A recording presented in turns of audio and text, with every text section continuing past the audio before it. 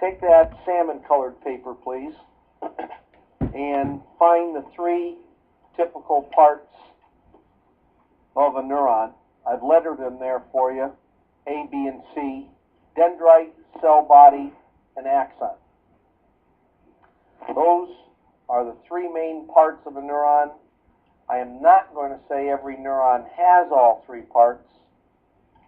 Some specialized neurons have a few of the parts missing, but a typical neuron sends an impulse in this direction all the time, the way I've set it up with my letters. An impulse enters the dendrites, goes through the cell body, and goes out along the length of the axon. So that you have that down on that paper, do this for me. And I got the same picture, different color. Draw an arrow down this side margin of your paper. Put the head of the arrow down at the bottom.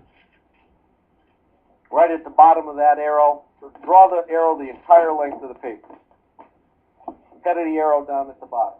At the bottom of the arrow, put direction of impulse. And then just superimpose these three words on that arrow.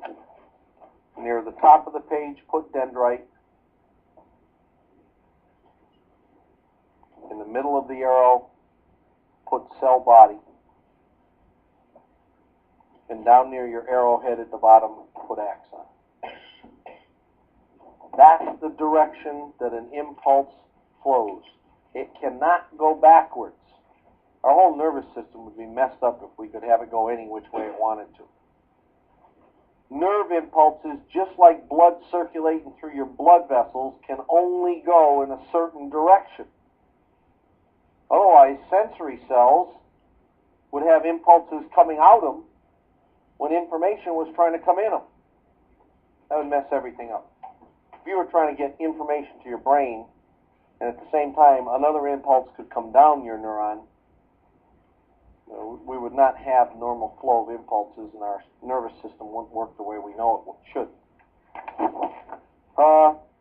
Quick take a look at the differences here between dendrite, cell body, and axon.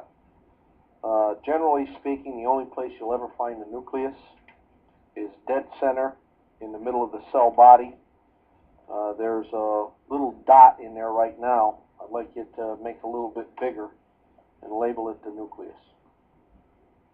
Right in the center of the cell body is where the nucleus should be.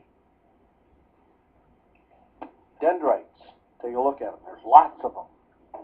Lots of them. And they're relatively short. Compared to the axon, there's one of them.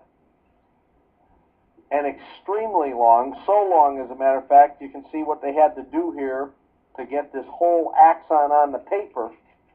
They've had to weave it back and forth and back and forth. Is it ever like this in the body? Of course not. It's one long, extended band of cytoplasm coming out of the cell body that would be running from your central nervous system, let's say, out to your big toe. You would never find it like this in the body. There'd be no reason for it to be like that.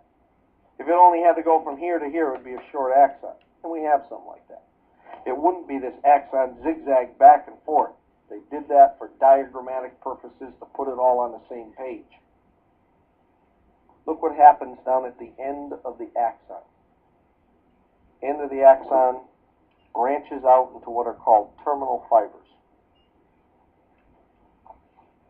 Terminal fibers are officially part of the axon. Last thing, I see the clock, we got to get Womogo out of here.